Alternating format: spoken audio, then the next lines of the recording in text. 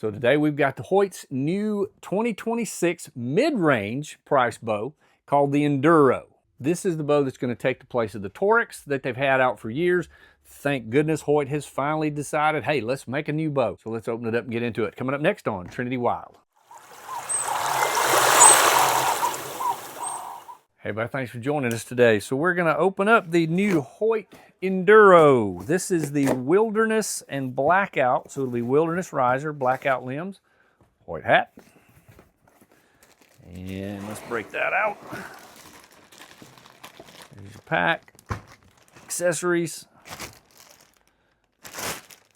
Off the rip, seems a little heavy, a little heavier than the Torrex. Don't know yet.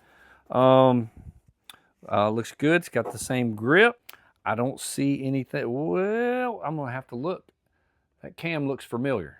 So we're going to have to look at what all we got going on here. Let me go ahead and run the specs down for you. All right, so let's run through it. It's a 30-inch axle to axle and a 7-inch brace height, which should be fairly forgiving. Draw length is going to be adjusted by a mod. Goes from 30 all the way down to 24. And I knew that cam looked familiar. That's basically an HBX cam, which I did like. So we'll see how that shoots. You'll be able to get the limbs in a 70, a 60, or a 50, and each one of those are going to have about a 15-pound draw weight adjustment ratio. Comes in a couple of different colors. You've got, this one's going to be the Wilderness with the black limbs. It'll also come in all black, and then they have a new solid. I actually got a pretty good idea what the new color is, but we're not supposed to talk about it until next week when the new Flagship bow launches. And what is it they call their Vital Point? The Vital Point grip, which I do like. I tell you what else I like too, is these threaded axles. I hate those stupid E-clips, and with Hoyt they come with a little felt pad underneath the E-clip, which you're always dropping or losing or something, so I'm so glad. Now this is not the Flagship bow though. I mean, normally you're not going to see a mid-range bow or a price point bow with those kind of axles on there. Along with those threaded axles, let me show you a couple other things you rarely will see on a price point or mid-range bow. All the stuff that comes on the Flagship model is available on this. Let's start down here at the bottom. So the Go Stix, you can mount the Go Stix on here. Also the SL Sidebar mount. The Picatinny rail for the front, IMS rest on the back. You can bolt in the Hoyt quiver on there. I mean, here you're looking at a price point bow that you can put all the high-end fixtures on. So all the stuff you see on the big boy bow, you can put on here too. That's pretty awesome. I say price point. This is going to be $749 for bare bow, $899 for the package. Let's go through all the stuff that comes in the package. So you got your hat and your manual, of course. Bunch of stickers. Hoyt does a real good job with their stickers, if that matters to you. The Maxxis 4 arrow quiver. Now they used to use all fuse, but it's Hoyt branded, so I don't know if that's a step up or not, but it does still look like a fuse. And it's going to be a pick mount for the front. Super easy to put on. Windage and elevation knobs, very accessible. Really good basic solid 5-pin sight. My only gripe about that is the two little amber looking ones. I literally cannot see. When I look through that sight, I see nothing. So I'd have to move those around a little bit, but that's okay. It's a really good solid sight along with a rechargeable light. So this is kind of the new thing you're seeing a lot of companies come out with, that rechargeable light. We'll see how that works. You've got the stubby stabilizer that comes with, again, with your high-end models. And then a QAD Hunter drop-away wrist. A little disappointed they didn't go ahead and go with the HDX. I mean, for just a little bit more, they could have put that on there. I think that would have been a nice addition, but we can make that Hunter wrist work. So let's go ahead and put this thing together, run a few arrows through it, and see what we think. There she is, all decked out. Looks pretty good. Let's check the axle and the brace height right quick, just make sure it's on point. Axle to axle. Pretty much 30 on the nose. Brace height. Yeah, right at 7. All right, let's see how it shoots. Yeah, I really wish they had stepped up and done the HDX rest. I think with a bow of this quality, what I'm seeing so far, it kind of deserves that little bit step up of a rest. Let's see how she draws.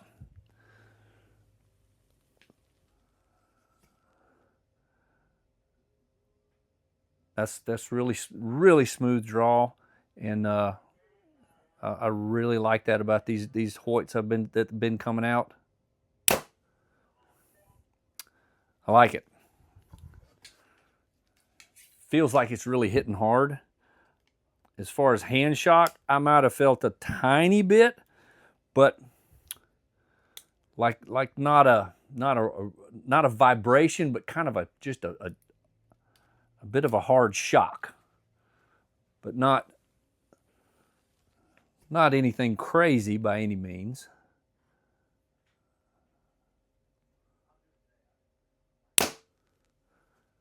As far as back here, it's really hard to get a bead on noise level. But I'd say for back here in this room, that's fairly quiet. I do have a decibel meter I'm going to put on this one and some other bows later. Yeah, super smooth, just like the HBX cams on the big boy, I keep saying big boy. I probably shouldn't say that. That's sexist, isn't it? The flagship model bow. Because, you know, big boys, big girls. Big girl doesn't sound good either, does it? I'm sorry, I'll shut up. Let me just shoot this one more time.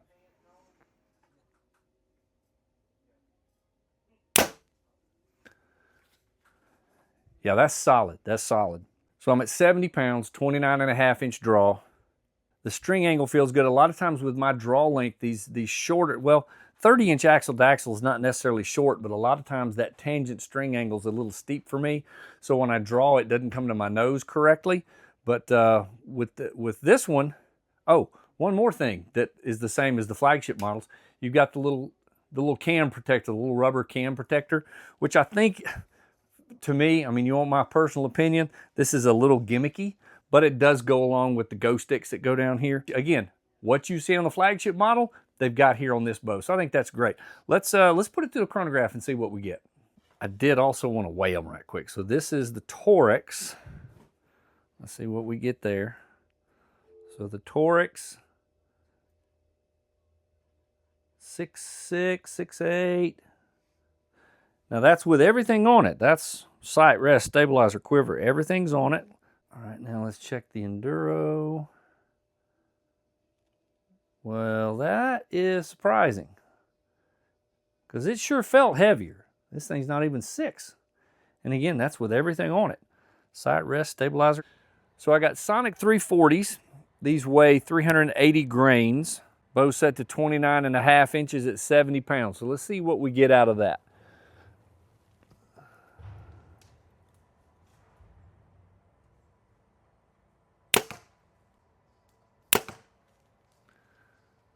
$300. Number 2. 303 again. Not 303, 300.3. Shot number 3.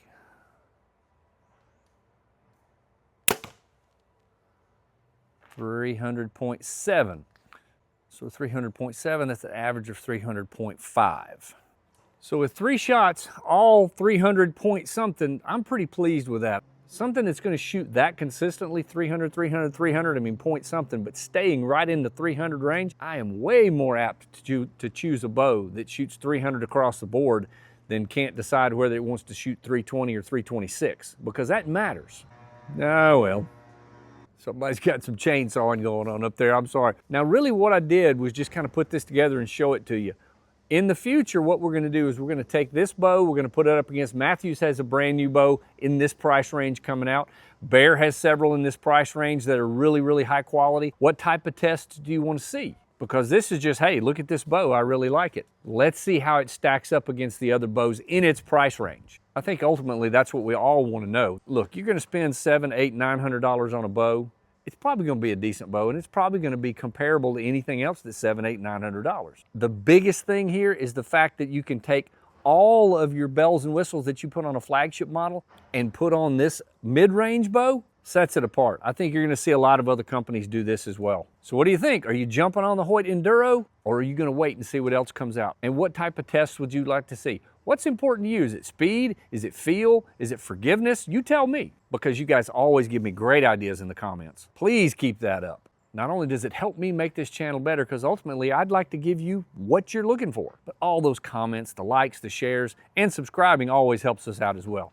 Now, I don't know if you can tell, but the acorns are dropping like rain around me. I gotta go get in the woods. Here, we'll catch you on the next one. And don't forget, let's get outside and get wild. Y'all take care and God bless.